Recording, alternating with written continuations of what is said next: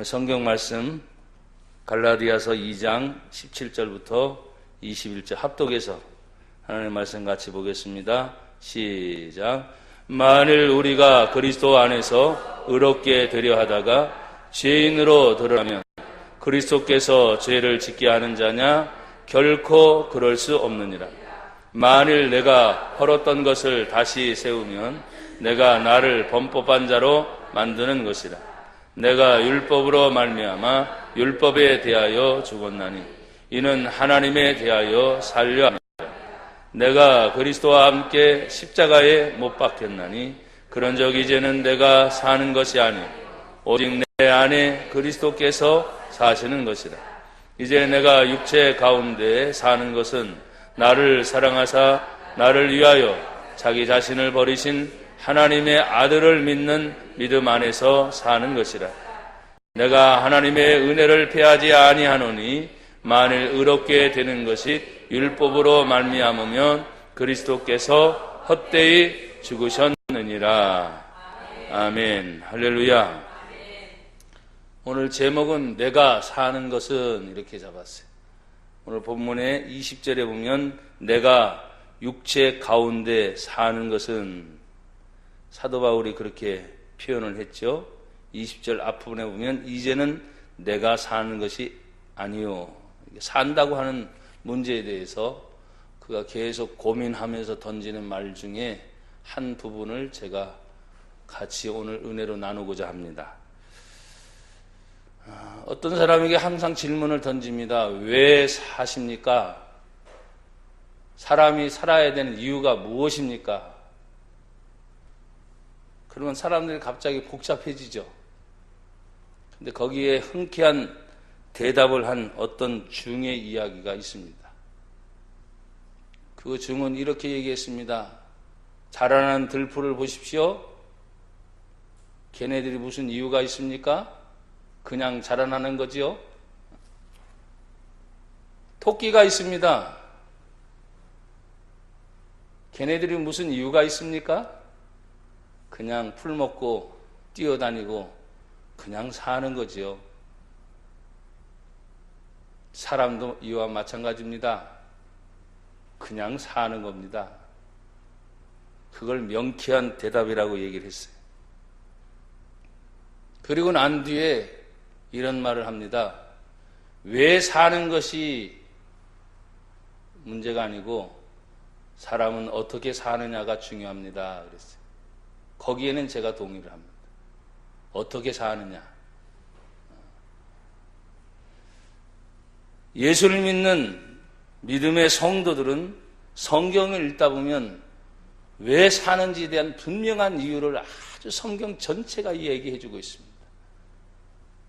그 한 예로 보면 예수님이 이 땅에 오셔서 피 흘려 죽으시고 할렐루야 십자가를 지시고 또 죽으시고 부활 만에 3일 만에 부활하신 그 예수님이 우리를 향해서 피값으로 너희를 샀으니 그런즉 너희는 너희의 몸이 아니기 때문에 그 몸으로 하나님께 영광을 돌려라. 그러니까 인간이 사는 목적이 하나님의 영광을 위하여 산다. 이렇게 정확하게 성경은 제시하고 있습니다. 그러니까 사람들이 도를 닦아서 깨닫는다고 하는 많은 사람들이 왜 내가 살지? 이런 질문을 하다 보면 막 곤란해지게 돼요. 왜 살지? 그러니까 어떻게 사는 데까지는 나가지도 않고 거기에 고민에 빠질 때가 많아요. 여러분 그런즉 먹든지 마시든지 무엇을 하든지 다 하나님의 영광을 위하여 하라고 하는 고린도전서 10장 31절 사도 바울이 하나님 말씀을 그렇게 얘기하듯이 먹는 것도 하나님 영광을 위하여 마시는 것도 하나님 영광을 위하여 무엇을 하든지 다 하나님의 영광을 위하여 하라. 직장인은 직장을 다녀도 하나님의 영광을 위하여 돈을 버는 자는 돈을 버는 목적도 하나님의 영광을 위하여 또 공부하는 학생들은 공부하는 목적도 하나님의 영광을 위하여 하라. 분명하게 성경에 나와 있다고요. 오늘 사도 바울은 예수님을 믿고 난 다음에 정말 완전한 변화를 가져오게 됐습니다. 누구든지 그리스도 안에 있으면 새로운 피조물이라 이전 것은 지나갔으니 보라 새 것이 되었도다. 여러분과 내가 한번 고백하기를 바랍니다. 예수 안에서 나는 새로워졌습니다. 한 번 더요. 예수 안에서 나는 새로워졌습니다. 이것은 예수 믿는 자만이 고백할 수 있는 거예요. 예수 믿는 자만이. 그래서 저는 우리 교회에서 예수 얘기를 특별히 많이 하고 또 부흥회를 다니면서도 예수 얘기를 특별히 많이 합니다. 그것이 달라진 배경은 2015년 2월 사우디아라비아 메카를 다녀오고 난 후로부터 제 설교에 모든 영향을 끼치게 됐습니다. 그래서 더 강력하게 됐고 이 세상의 물질이 아니고 몸이 아니고 이 세상에 보이는 세상이 아니라 성경은 언제나 보이지 않는 영의 세계를 얘기하고 있고 생명을 얘기하되 영원한 영생을 얘기하고 있고 죄의 문제를 얘기하되 그 사함을 받는 구원의 이야기를 하고 있는 성경의 내용이 그것은 분명한 사실인데 나와 여러분들이 70, 강건하면 80인 인생을 살아가는 동안 그 많은 세월을 살아가는 동안의 고민이 천국을 놓치게 하고 먹는 문제로 구원의 문제를 놓치게 하고 이 세상 살아가는 동안 너무나 바쁜 나머지 진리를 놓치게 하는 어두움의 세력, 악한 영의 세력, 더러운 마귀의 세력과 싸워 같이 간다는 걸 잊어버리게 만드는 거예요. 여러분 우리의 싸움은 혈과 육에 대한 싸움이 아닌 줄 믿습니다. 보이지 않는 악한 영들과 영적 전쟁이라고 말했습니다. 하늘의 공중의 권세 잡은 자들의 싸움이요 세상의 임금과의 싸움이라고 말을 하고 있어요. 그러니까 먹는 게 아니라는 거예요. 요사이 우리 성도들 중에 아픈 분들이 많이 있습니다. 여러분 건강할 때는 몰랐다가 아프면 얼마나 불편한지, 아프면 얼마나 아픈지, 또 아프고 나면 내 주변에 있는 모든 것들이 새롭게 보이거든요. 또 건강하다는 안 보이다가 갑자기 내 가장 가까운 가족 중에 이웃 중에 사람이 죽어나가는 것을 보면 사람들이 다시 생각하고 다시 보이는 것이 많습니다. 건강할 때는 안 보여요. 좋을 때는 안 보여요. 그것만 만족하게 되고 그것만 향해서 계속 사람들은 전진하는 습관이 있기 때문에 나는 여러분에게 그렇게 말했습니다. 하나님이 이 땅에 물질의 축복을 주신 줄 저는 분명히 믿습니다. 그러나 성경은 이렇게 말하죠. 파리가 날아가죠. 이렇게 말하잖아요. 돈을 사랑하지 말아라. 돈이 필요한 것은 분명한데 돈을 사랑하지 말아라. 돈을 사랑하게 되면 일만 악의 뿌리가 되나니 그 돈 때문에 하나님을 배신하고 떠나는 행위를 하는 사람들이 많이 있습니다. 나는 그것을 직접 목격하기도 하고 직접 체험한 사람 중에 한 사람이기 때문에 하나님이 어마어마하게 물질의 축복을 주시면서 제가 그 혜택을 받아보기도 한 사람이에요. 그러니 돈이 생기니 사람들의 욕심은 무엇입니까? 자기들이 그 돈 가지고 해야 할 일이 막 생기기 시작하는 거예요. 집을 사야지요. 자동차 사야지요. 좀 더 나은 것을 찾기 시작하지요. 그게 남아 돌아가지요. 어떻게 해야 됩니까? 그거 가지고 또 다른 일을 자꾸 하기 시작해요. 사업을 하는 사람들은 이야기합니다. 이 사업을 너무나 바쁘니까 이제 주일의 개념이 깨지기 시작하고 예배의 개념이 깨지기 시작하고 그게 정상적인 루트처럼 보여요. 목사님 죄송합니다. 죄송합니다. 뭐 나한테 죄송할 건 없어요. 왜? 하나님을 생각해야지. 그래서 망가진 사람들을 제가 여럿 내 주위에서 직접 저는 보고 마음이 아픈 적이 있습니다. 그래서 나는 사랑하는 성도들이 어떤 때는 가정의 일이든 직장이든 사업의 일이 잘 되기를 바라지만 그것 때문에 하나님의 예배에 소원해지게 된다면 그것은 축복이 아니라 어쩌면 저주로 갈 수 있는 길도 될 수 있구나. 나는 여러분 축복의 기회를 놓치지 않기를 바랍니다. 성경은 하나님 앞에 많이 드려서 하나님 앞에 받은 기쁨도 있지만 보면 하나님이 마지막 시대에 예배할 자를 찾으시는. 그래서 부흥하는 교회 부흥하는 성도의 마음은 그 누구보다도 하나님을 만나는 예배를 사모하는 마음을 주십니다. 왜? 예배 때 하나님을 만나니까. 제가 늘 말했습니다. 배우는 학식을 배우려면 학교를 가는 게 정상이에요. 아픈 사람이 병원을 찾아가는 게 정상이에요. 또 놀러 가려면 휴가철에 어디를 가는 게 정상인데, 나나 여러분들이 영적인 하나님의 은혜를 받을 공급의 그 근원이 어디예요? 예배 때예요. 나는 우리 교회에서뿐만 아니라 여러분이 아는 것처럼 전국을 다니면서 하는 말이 똑같아요. 어떤 사람은 요즘에 스마트폰, 인터넷, 심지어 유선 방송을 통해서 유명 목회자들의 설교를 들으면서 예배를 드렸다. 내가 난리를 칩니다. 그게 예배냐? 예배는 따라합시다. 예배는 내가 그 현장에 있어야 한다. 그 현장에 뭐예요? 내가 예배 자리에 있어야 된다 이 말이에요. 어떤 사람들은 얘기합니다. 그렇게 해서 은혜 받았고 자기의 마음이 채워져 갖고 온라인으로 그냥 교회도 안 나가. 온라인으로 그냥 계좌로 돈 딱 보내면 그걸로 끝났다는 거예요. 글쎄 하나님이 그것을 정말 기뻐하실지 어쩔지 모르겠어요. 나는 아무리 생각해도 크든 작든 예배자가 예배 현장에서 하나님께 예배를 드리는 것이 진정한 예배라고 생각합니다.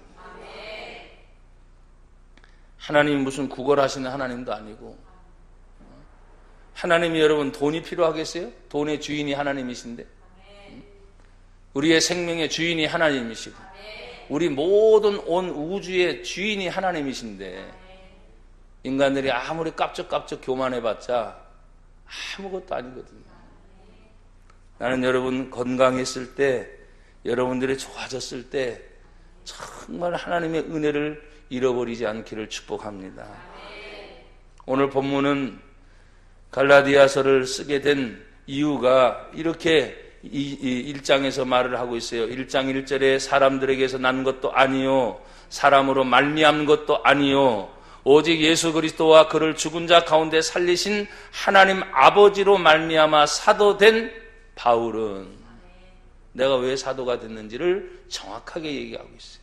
이 말의 의미는 우리도 똑같이 말하죠. 성도된 나 누구는 이렇게 말하시죠. 사람으로 말미암아 된 것도 아니요 혈통으로 말미암아 된 것도 아니요 오직 예수 그리스도의 은혜로 하나님 아버지의 사랑으로 성도된 나 누구는, 여러분과 저의 이름이 거기에 있기를 바랍니다. 우리는 어떤 때는 사람의 말 때문에 상처를 너무나 많이 받아요. 환경 때문에 너무나 지대한 영향을 많이 받아요. 그것이 인간이기 때문에 그래요. 하지만 하나님의 은혜는 세상을 초월하지 않습니까? 하나님의 사랑은 온 우주를 초월하지 않습니까? 보이지 않는 하나님의 사랑이 내 안에서 역사할 때 우리는 우리에게 주었던 많은 아픔과 상처들이 다 어디서부터 오는, 자기 자신 스스로도 오는 것도 있어요. 대부분이는 내 주변에 있는 영향권 안에 있는 사람들. 어떤 때는 제가 이런 얘기를 합니다. 나를 아무것도 나에 대해서 아무것도 모르는 사람이 나를 공격할 수 있을까? 나를 모르는 사람이 어떻게 얘기합니까? 그러고 보니 아는 사람이 나를 공격하는, 그것도 나를 가장 잘 아는 사람. 그래서 예수님의 말씀이 그것입니다. 내 집안 사람이 원수구나. 근데 이것을 이기기 위해서 뭐라고 얘기합니까? 그래서 원수까지도 뭐 하라는 거예요? 사랑하라는 거예요. 원수까지도 사랑하는 거예요. 사랑하는 여러분, 오늘 분명히 얘기하지 않습니까? 그 사랑에 힘입어서 사도된 나 바울이 갈라디아 여러 교회에 있는 형제들과 하나님 아버지 은혜와 평강을 위해서 이 편지를 쓰게 될 때, 여러분 그가 예수님을 만난 사건을 얘기하면서 이런 표현을 하게 됐습니다. 여러분 보십시오. 1장의 중간에 보시면 11절 보십시오. 형제들아 내가 너희에게 알게 하노니 내가 전한 복음은 사람의 뜻을 따라 된 것이 아니니라. 이는 내가 사람에게 받은 것도 아니요 사람에게 배운 것도 아니요 오직 예수 그리스도의 계시로 말미암은 것이다. 사도 바울이 전한 복음은 예수 그리스도께서 계시 열어서 보여주신 것이다. 그러니까 그가 예수를 만나자마자 완전한 변화를 가져오게 된 것을 얘기하고 있습니다. 그가 예수님을 만나기 전에는 얼마나 하나님의 교회를 박해했으며 얼마나 많은 믿는 성도들을 핍박했는지를 얘기하고 있습니다. 그러나 또 이렇게 말을 합니다. 그가 하나님의 은혜로 어머니 태로부터 나를 택정하시고 하나님의 은혜로 나를 부르셨다. 그래서 전적으로 우리가 예수를 믿게 되고 하나님 앞에 나오게 된 것은 내 공로가 아니요 하나님의 은혜인 줄 믿습니다. 그러니 하나님의 은혜가 임하고 나니까 이는 이 은혜를 전하지 않고는 견딜 수 없는 마음이 그 속에 생긴 것입니다. 정말 예수님이 너무나 좋기에 내가 죄 많은 것이 얼마나 많은데 성경 말합니다. 이미 허물과 죄로 죽었던 우리들, 그냥 내버려둬도 이미 죽었던 우리들, 그 죄의 문제가 해결되지 않으면 영원히 영생의 지옥에 갈 수밖에 없었던 우리들. 그런데 예수님 통해서 우리를 하나님의 나라 천국 백성 되게 하셨으니 이것이 얼마나 큰 은혜인가. 그가 예수님을 만나고 난 다음에는 이렇게 말했습니다. 1장 16절에 그의 아들을 이방인에 전하기 위하여 그를 내 속에 나타내시기를 기뻐하셨을 때, 아 그렇구나, 이방인에게 복음을 전하기 전에 예수님이 내 속에서 역사하셨구나. 그러니 여러분 교회를 다니면서 말씀을 들을 때 하나님의 말씀은 믿는 자 속에서 역사합니다. 그래서 말씀을 믿느냐고 자꾸 묻는 거예요. 여러분 예수님은 믿습니까? 성경을 믿습니까? 하나님의 살아계심을 믿습니까? 천국과 지옥이 있음을 믿습니까? 그 하나님의 진리가 나를 구원의 길로 인도하는 걸 믿습니까? 이 믿음을 자꾸 얘기하는 거죠. 근데 놀라운 것은 내가 아무리 믿으려고 해도 안 된다는 거예요.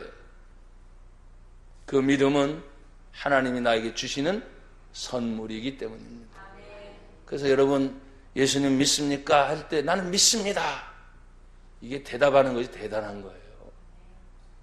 교회를 다니는 사람도 예수님 믿습니까? 그러니까 교회라는 얘기를 알아들어서 교회를 다니는데, 내가 묻는 건 예수를 믿느냐고 묻는데 나 교회 다녀요. 오래 다녔어요. 그걸 듣는 게 아니잖아요. 희한합니다.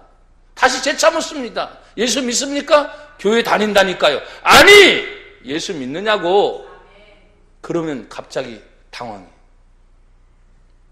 10년 다니면 뭐합니까?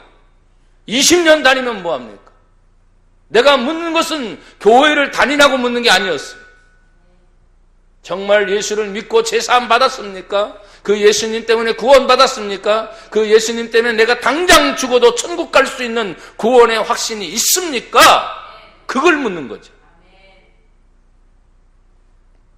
그런데 교회를 다니는 사람들이 그렇게 물으면 이상한 눈으로 저를 쳐다봐요. 내가 무슨 구원파입니까? 대한예수교 장로회 합동 측 어딜 내놔도 손색이 없는 신학을 했어요. 성경을 믿는다고 말하면서 성경을 믿지 않는 사람이 너무나 많더라 이 말이에요. 입으로는 하나님을 믿는다고 말하면서도 하나님의 살아계심은 아는데 어떻게 그 살아계신 하나님 앞에 자꾸 세상을 따라가면서 인간적인 생각을 하면서 하나님을 믿는다고 또 고백을 하는지. 여러분 본문에 보십시오. 사도 바울은 아주 지혜로운 선택을 했습니다. 그 이유는 무엇입니까? 그의 아들을 이방인에 전하기 위하여 그를 내 속에 나타내기를 하나님이 기뻐하셨다. 그래 그 속에 예수님의 마음을 주신 거예요. 할렐루야. 예수님의 사랑을 주신 거예요. 예수님의 국류를 주신 거예요. 그러니까 이방인들에 대한 애끓는 마음이 그 속에 있는 거예요. 여러분 중에서 아직도 내 가족이 예수를 믿지 않는 가족이 있는데도 내 마음이 아프지 않다. 그 사람 구원의 확신이 있냐고 물어보기. 1장 16절에 이렇게 말합니다. 그를 내 속에 나타내시기를 기뻐하셨을 때 내가 곧 혈육과 의논하지 아니하고, 내가 예수를 만나게 된 것을 혈육에 따라가서 의논하지 아니하고 그랬어요. 이건 구원의 문제는 가족과 상의할 문제가 아니라는 거예요. 또 17절 보니까 또 나보다 먼저 사도된 자들을 만나려고 예루살렘으로 가지 아니하고. 여러분, 이게 정말 내가 예수를 믿는 건지 아닌지 사도들에게 쫓아가서 확인하고 싶은 마음이 있을 거예요. 그렇죠?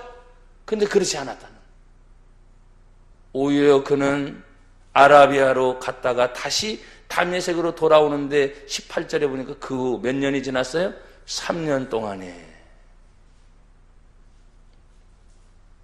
이 3년의 세월이 사실은 사도 바울이 어디에서 무엇을 했는지 나오진 않아요. 근데 3년 동안 왜 아라비아를 여러분 것처럼 광야입니다. 자신이 수십 년 동안 믿어왔던 유대교 구약의 율법의 사상에 젖어있던 그가 다메섹에서 예수 믿는 사람들을 핍박하려고 갔다가 그 도중에 길가에서 예수님의 부활하신 빛을 보고 부활하신 예수님을 만나고 난 뒤에 완전히 뒤집어진 거예요. 그가 눈이 멀었다가 3일 만에 다시 눈이 떠집니다. 금식하고 다시 음식을 먹고 힘을 얻고 나가서 그 마음속에 예수님을 전하지 않고는 견딜 수 없는 마음이 다메섹에서 사람들을 핍박하러 갈렸다가 다메섹에서 예수님을 전하는 거예요. 그러니까 누가 믿겠습니까? 이게 돌았나? 뭐가 이상하게 씌었나? 한밤중에 이 사울이라는 사람이 이렇게 변화된 중에 성중에서 사람들이 죽이려고 하니까 한밤중에 도망쳐 나오죠. 광주에 매달려서 나오는 이게 사도행전 사건. 그리고 예루살렘을 막 가는 게 아니라 여기 성경에 보니까 3년 동안 아라비아 광야에 갔던 흔적이 과연 무엇일까? 3년 동안 과연 무엇을 했을까? 고민했겠죠? 힘든 영적 전투가 있었겠죠? 우리로 말하면 하나님의 성령의 충만을 더 받기 위해서 몸부림쳤겠죠. 여러분, 예수님이 40일 동안 금식 기도하는 동안에 마귀가 거기까지 찾아왔으니 사도 바울이라도 예외는 아니겠죠. 어마어마한 영적 전쟁이 그에게 있었을 것입니다. 그러나 마침내 예수를 믿는 자는 승리합니다. 마침내 예수를 믿는 자는 이깁니다. 그리고 게바를 향해 예루살렘을 올라가서 바울이 15일 동안 머무는 동안에 주의 형제 야고보 외에는 다른 사도들을 보지 못했다. 왜 그렇습니까? 3년 동안 아라비아에 머물러 있는 동안에 성경의 사도행전은 모든 사도 외에는 다 뿔뿔이 흩어져죠. 3년의 세월이 지나고 난 다음에 예루살렘에 남아있는 사도들은 거의 없습니다. 전 세계로 흩어지기 시작합니다. 사랑하는 여러분, 그리고 나서 사도 바울은 어마어마하게 전도 활동을 펼칩니다. 그 세월이 이제 14년이 흐르고 났어요. 오늘 2절에는 이렇게 말을 합니다. 같이 2장 1절 시작. 14년 후에 내가 바나바와 함께 디도를 데리고 다시 예루살렘에 올라갔더니 할렐루야. 14년의 세월 동안 전도 활동을 계속 다니는 거예요. 그리고 디도라는 이방인을 데리고 올라갑니다. 계시를 따라 올라갔다고 했습니다. 2장 2절에 보니까 이 계시의 말은 갈라디아서 자신의 표현의 계시이지만 사도행전적 식의 해석은 무엇입니까? 성령의 인도를 따라 움직이는 거예요. 여러분 오늘 교회 온 거 여러분 마음이 돼서 우리 교회니까 왔다 이러지 마세요. 주의 성령이 여러분 안에 역사하기를 축복합니다. 성령님이 나를 여기까지 인도하시는구나. 똑같은 시간 똑같은 장소 그것이 아니잖아요. 오늘 2016년 6월 26일은 내 인생에 돌아오지 않는 마지막 예배를 나와 여러분이 드리고 있는 거예요. 마지막 시간인 거죠. 여러분 건강했을 때, 진짜 힘 있을 때, 진짜 나에게 시간이 있고 나에게 기회가 있을 때 하나님의 은혜를 늘 놓치지 않기를 축복합니다. 그때 잘할 걸 제발 후회하지 말고 14년 동안 전도 활동을 펼쳤던 그가 디도를 데리고 예루살렘에 올라왔을 때 그것은 계시를 따라 올라갔습니다. 내가 이방인 가운데 전파하는 복음을 그들에게 제시했습니다. 일어났던 간증의 역사가 있었겠죠. 성령이 함께 했었던 많은 일들을 이야기했겠어요. 여기 유력한 자들에게 사사로이 한 것은 내가 다름질하는 것이나 다름질한 것이 헛되지 않게 하려 함이라. 14년 동안 다름질했대요. 여러분 우리는 우리의 신앙생활이 14년이 지나오는 동안 다름질했습니까? 게을렀습니까? 나태했습니까? 오는 동안 열심을 품었습니까? 오늘 사도 바울처럼 다름질해 왔습니까? 사도 바울은 예수를 믿고 난 다음에 게으르지 않았어요. 부지런했습니다. 다름질 치듯이. 여기서 유력한 자는 뭐냐? 먼저 예수를 믿고 영접한 사람들. 우리 교회로 말하면 먼저 우리 교회에 와서 예수를 믿고 벌써 10년이 가까이 되고 20년이 안 됐지, 우리 교회가. 10몇 년이 지내는 동안에 먼저 선점하고 있는 사람들. 유력한 사람들이죠. 말도 힘이 있어요. 사람들이 말해 교회 가면 텃세가 있다고. 우리 교회도 텃세가 있을까요, 없을까요? 당연히 있지. 우리 교회만 아니에요. 다니다 보면 큰 교회든 작은 교회든 딱 그런 분들이 계세요. 그런 이야기를 듣습니다. 이건 우리 교회만 얘기가 아니라 그랬잖아요. 그런데 한 번씩 새로운 사람들이 오면 견디지를 못하는 거예요. 내가 우스갯소리로 그런 말을 했지 않습니까? 우리 성신교회 진짜 교인 되려면 2년 동안 잘 견뎌야 된다.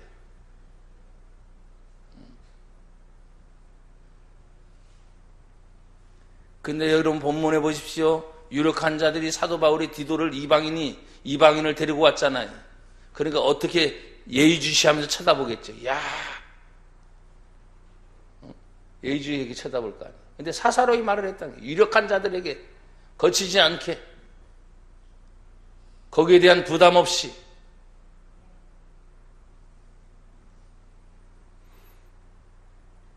왜냐하면 오늘 본문에 보니 나와 함께 있는 헬라인 디도까지도 억지로 할례를 받게 하지 아니하였으니, 그 유력자들은 뭡니까? 이방인들이 예수를 믿으면 반드시 우리처럼 뭘 받아야 된다? 할례를 받아야 된다고 하는 율법을 아직도 지키고 있고, 그러니 사도 바울이 데려온 디도를 보면서 거기에 대한 관심이 많았던 거예요. 그러나 나는 억지로 할례를 받지 않게 한다. 4절, 이는 가만히 들어온 거짓 형제들 때문이라. 그들이 가만히 들어온 것은 그리스도 예수 안에서 우리가 가진 뭘 엿보고요? 자유를 엿보고 우리를 종으로 삼고자 함이로되 그랬어요. 예수 안에 들어오면 할례가 이미 지나간 것입니다. 율법의 완성이 예수님이신데, 그들은 여전히 예수를 믿으면서도 옛날의 습관과 율법을 벗어버리지 못하는. 그러니 사도 바울이 복음을 전할 때는 예수를 믿으면 할례를 받아야 된다, 이방인들 단 한 번도 얘기한 적이 없어. 따라합시다. 예수를 믿으면 자유함이 있습니다. 요한복음 8장 32절에는 이렇게 말합니다. 진리를 알지니 진리가 너희를 자유하게 하리라. 그 진리가 예수입니다. 그 진리가 성령님입니다. 주의 영이 성령이신데 그 영이 계신 곳에 자유함이 있느니라. 근데 어떤 때는 우리가 예수를 믿는 이 개신교가 너무나 자유를 얘기하다 보니까 자유를 지나쳐 방종으로 흘러가는 거. 책임을 안 지려고. 그 다음에 어떤 때는 모르세. 모르게 그냥 지나가요. 근데 여러분, 예수님 말한 자유는 율법이요, 세상이요, 하나님에 대한 진리에 대한 자유를 말할 때 나와 여러분들이 죄로부터 해방받은, 또 죄사함 받은 하나님의 은총 안에서 자유인 줄 믿습니다. 말씀 안에서의 자유예요. 그러니까 이 자유는 하나님의 은혜를 생각할 때 더 많이 사랑해야 되겠구나. 하나님의 사랑을 생각할 때 더 많이 은혜를 베풀어야 되겠구나. 욕심을 버리는 거예요. 욕심을. 세상에 대한 미련을 버리는 것입니다. 또 나에 대한 교만을 버리는 것입니다. 그런데 교회 다니면서 자기를 내세우는 사람이 얼마나 많은지 몰라요. 자기 말이 안 먹혀지면 또 엄청나게 또 투덜대고 원망을 하죠. 여러분, 교회는 내 말이 먹혀 들어가는 것이 아니고 교회는 하나님 말씀이 먹혀 들어가야 됩니다. 여러분에게 늘 디모데전서 4장 4절 5절을 암송하듯이 여러분에게 수시로 얘기하잖아요.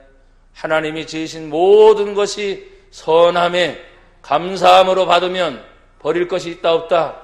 버릴 것이 없나니 하나님의 말씀과 기도로 거룩하여 지미니라.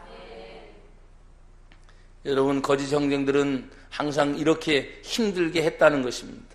그런데 여러분 보십시오. 이 사도 바울은 베드로에게 역사하신 하나님의 은혜는 2장 8절에 구분을 짓고 있습니다. 베드로에게 역사하사 그를 할례자의 사도로 삼으신 이가 또한 내게도 역사하사 나를 어디에 사도로 삼았어요? 이방인의 사도로 삼으셨다. 그러니까 베드로는 특별히 유대인들에게 복음을 전하는 사도로 사용하셨어요. 그러나 사도 바울은 이방인의 사도로서, 그럼 이방인 만나는 것은 그때 헬라 문화권에 있는 많은 사람이기 때문에 그들은 율법 속에 들어오는 것이 아니라 이미 헬라 철학에 젖어져 살았던 사람들이기 때문에 예수를 믿으면서 율법을 지키고 예수를 믿으면서 할례를 받아야 된다는 것이 얼마나 제약 조건인지 몰라요. 그런데 이것을 다 초월한 사람이 누구냐? 바로 사도 바울입니다. 왜? 예수님이 이 땅에 오셔서 모든 율법을 이루신 자체가 예수님이기 때문에, 할례의 모든 문제도 해결하신 분이 예수님이기 때문에, 그래서 그 예수님을 믿으면 구원받고 하나님의 은혜 안에 들어가게 되어 있습니다. 근데 문제가 생겼습니다. 그 문제의 핵심이 바로 뭐냐? 오늘 2장 11절에 게바, 곧 베드로가 안디옥에 이르렀을 때 책망받을 일이 있기로 내가 그를 대면하여 책망했다. 감히 수석 사도인 베드로를 사도 바울이 책망을 했다는 거예요. 이거 어마어마한 사건이죠. 어떻게 보면 우리 집사님들이, 권사님들이 교회 오래된 어른인데 어느 날 예수를 믿는 초신자들이 바라봤을 때 영 안 좋은 모습이 드러났어요. 위선하는 모습이 드러났어요. 그때 마치 초신자가 오래된 집사님에게 탁 책망하는 것과 똑같은, 우리 집사님들이 권사님들 책망하는 것과 똑같은, 그 정도로 어마어마한 사건.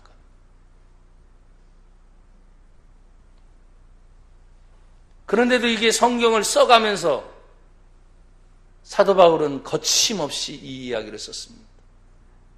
우리는 신앙생활하면서 격식 따질 때 많고요, 눈치 볼 때 많고요, 이걸 해야 될까 말아야 될까 망설일 때가 많고요.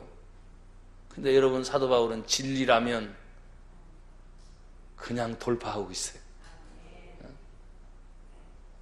여러분, 누가 감히 수석 사도인 베드로에게 책망을, 여기 본문에 책망했다 이제 책망.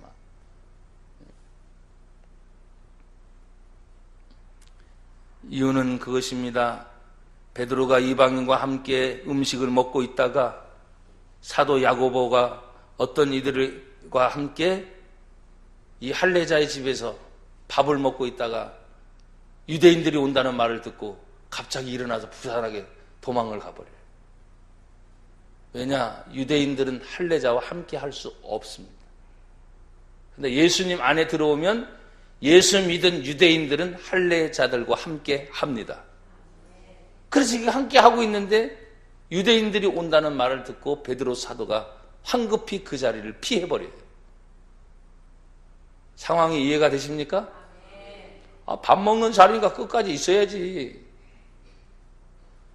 그리고 그 유대인들이 와도 뭐예요? 설명을 해주면 되잖아요. 근데 그 자리에 성경에 보니까 뭐라고 말을 합니까? 12절에 야고보에게서 온 어떤 이들이 이르기 전에 게바가 이방인과 함께 먹다가 그들이 오매 그가 할례자들을 뭐예요? 두려워하여 떠나 물러가매. 환경을 의식하고 있구나. 사람들을 의식하고 있구나. 하나님의 은혜와 하나님의 사랑을 의지하고 견뎌내고 이겨내는 것이 아니라 아직도 수석 사도 베드로였지만 여전히 인간다운 모습이 있구나 생각을 해요. 그러니까 같이 있던 남은 유대인들도 13절에 보니까 그와 같이 뭐함으로? 외식함으로. 심지어 성령 충만한 바나바도 그들의 외식에 유혹될 정도로. 그렇잖아요. 수석 사도 베드로가 그 자리를 확 떠버리니까 나머지 사람들도 따라서 움직이게 될 것이고, 바나바조차도 유혹돼서 이걸 어떻게 할까 눈치 보는 상황이 생겼다는 거예요. 여러분, 이것을 굳이 확대한다면 나나 여러분들이 사는 것이 정말 사람 눈치 보며 살아야 할 건가? 세상 눈치 보며 살아야 할 건가? 성경의 진리대로 한다면 내가 말씀을 지키는 성도로서 성도가 먼저인가 내가 사회인으로서 먼저인가 고민할 때가 있는 거죠. 믿음이냐 율법이냐 고민할 때가 있는 것처럼 어떤 때는 내가 성도라는 말을 하고 싶지 않을 때가 있죠. 왜? 성도를 말하면 그 자리가 어색해져 버립니다. 내가 교회를 다니고 예수님을 말한다고 말하는 자리가 어색할 정도로 그 자리가 너무나 세상적인 이야기를 많이 하고 있는데 나는 그래도 집사입니다. 권사입니다. 나는 성도입니다. 그래서 나는 할 수 없습니다. 라고 말하기가 애매한 때 있어요, 없어요? 그런 일들이 벌어질 겁니다. 그때 그 자리를 사도 베드로처럼 벗어나면 외식한다 그랬어요. 외식한다. 외식이 다른 것이 아닙니다. 자기가 분명히 자기 자신의 입지를 얘기할 수 있을 때 나는 누굽니다 라고 말할 수 있어야 되는데 그 자리를 도망하는 것이 외식입니다. 그럼 사도 바울이 믿음이 없습니까? 아니 사도 베드로가 믿음이 없습니까?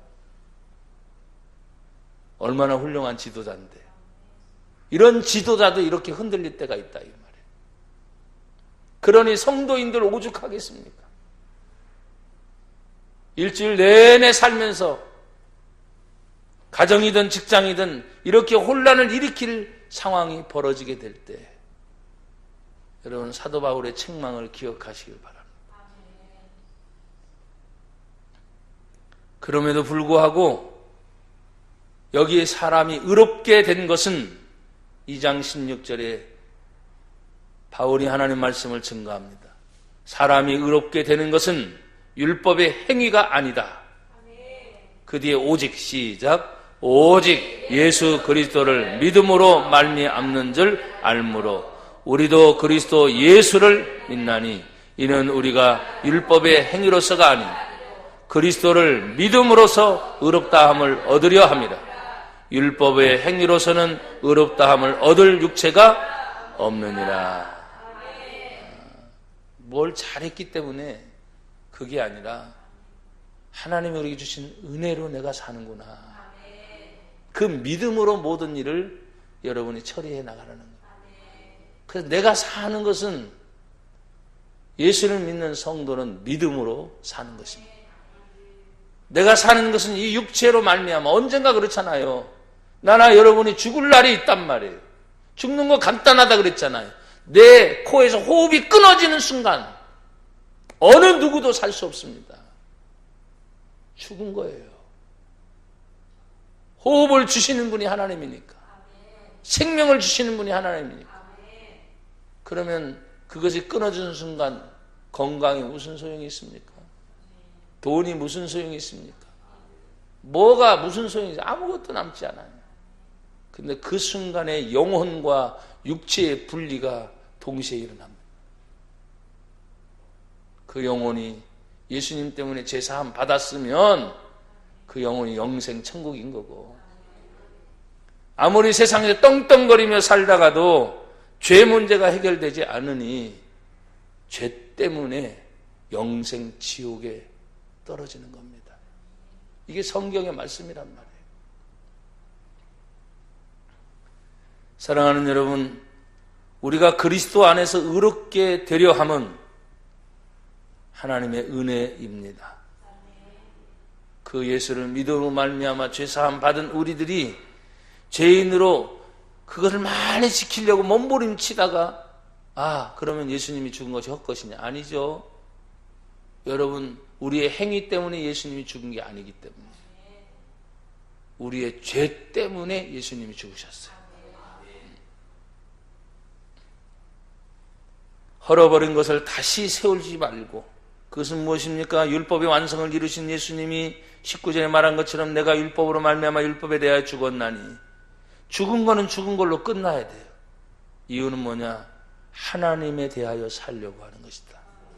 고백합시다. 내가 사는 것은 하나님에 대하여 사는 것입니다. 그런 고백이 계속 이제 나오는 거예요. 내가 사는 것은 세상에 대하여 사는 게 아닙니다.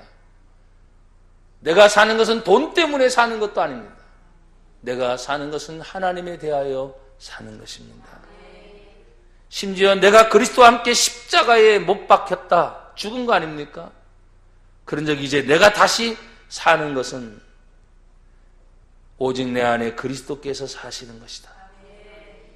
이제 내가 육체 가운데 사는 것은 나를 사랑하사 나를 위하여 자기 자신을 버리신 하나님의 아들 예수를 믿는 믿음 안에 사는 것이다.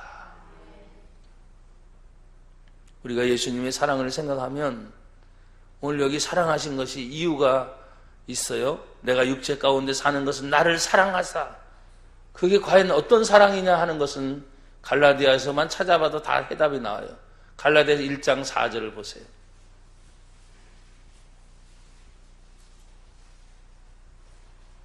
1장 4절 다 같이 시작. 그리스도께서 하나님 곧 우리 아버지의 뜻을 따라 이 악한 세대에서 우리를 건지시려고 우리의 죄를 대속하기 위하여 자기 몸을 주셨으니 할렐루야. 이 악한 세대에서 우리를 건지시는, 우리 죄를 대속하기 위하여 자기 몸을 버린 구체적인 사랑을 얘기하고 있어요. 여러분, 이 세상은 어쩔 수 없습니다. 악한 것입니다. 그런데 그 악한 곳에서 예수님이 우리를 건져내시기 위하여 대속하신 그 하나님의 사랑, 자기 몸을 버리신 그 사랑이 십자가의 사랑인데, 오늘 여기 본문에 보면 나를 위하여 자기 자신을 버리셨다 그랬어요. 그렇습니다. 내가 살려면 나를 버리는 겁니다. 이게 기독교의 진리입니다. 근데 사람들은 내가 살려고 막 몸부림치니까 다른 사람이 안 보이는 거예요. 내 주변에 다른 분들이 안 보이는 거예요. 그럼 내가 죽어짐으로 다시 부활하신 예수님과 함께 볼 때 보여지기 시작하는 거예요. 내 가족을 그냥 내 가족으로만 보지 말라 그랬잖아요. 언젠가 떠나갈 날 영원히 같이 영생의 천국에서 살 것인가, 영원히 지옥으로 영영 이별할 것인가. 지금은 내 육신으로 사는 가족이지만 얼마나 하나님이 답답하면 주 예수를 믿으라, 그리하면 너와 내 집이 구원을 얻으리라고 말씀을 하셨을까. 근데 가족 전체가 구원받는 경우도 있지만 그러지 못한 경우도 있어요. 그래서 참 답답하기도 해요. 그래서 우리가 교회를 다니고 예수를 믿는 것은 나를 위하여 자기 자신을 버리신 하나님의 아들 예수를 믿는 믿음 안에 사는 것이다. 이 믿음 때문에 건강이 필요합니다. 이 믿음 때문에 돈이 필요합니다. 이 믿음 때문에 이 세상에 사는 목적이 정해졌습니다. 여러분들은 항상 주의 은혜 안에 믿음으로 승리하시기를 축복합니다. 결론은 21절입니다. 다 같이 읽죠. 시작. 내가 하나님의 은혜를 패하지 아니하노니 만일 의롭게 되는 것이 율법으로 말미암으면 그리스도께서 헛되이 죽으셨느니라. 아멘. 할렐루야. 하나님의 은혜를 패하지 않아야 됩니다. 만약에 하나님의 은혜를 내세우지 않으면 예수님의 십자가의 죽음이 헛된 것이라고 말하고 있습니다. 하나님의 은혜로 살기를 바랍니다. 나도 여러분들도 정말 내가 사는 것은 하면 하나님의 은혜로, 하나님의 영광을 위하여 나는 삽니다. 이런 고백이 매일매일의 생활 속에 일어나기를 축복합니다. 감사합니다. 하나님, 오늘도 내가 사는 것은 나를 사랑하사 나를 위하여 자기 자신을 버리신 하나님의 아들 예수를 믿는 믿음 안에서 사는 것이다. 이것이 우리의 고백이 되게 하옵소서. 예수님 이름으로 기도합니다. 아멘.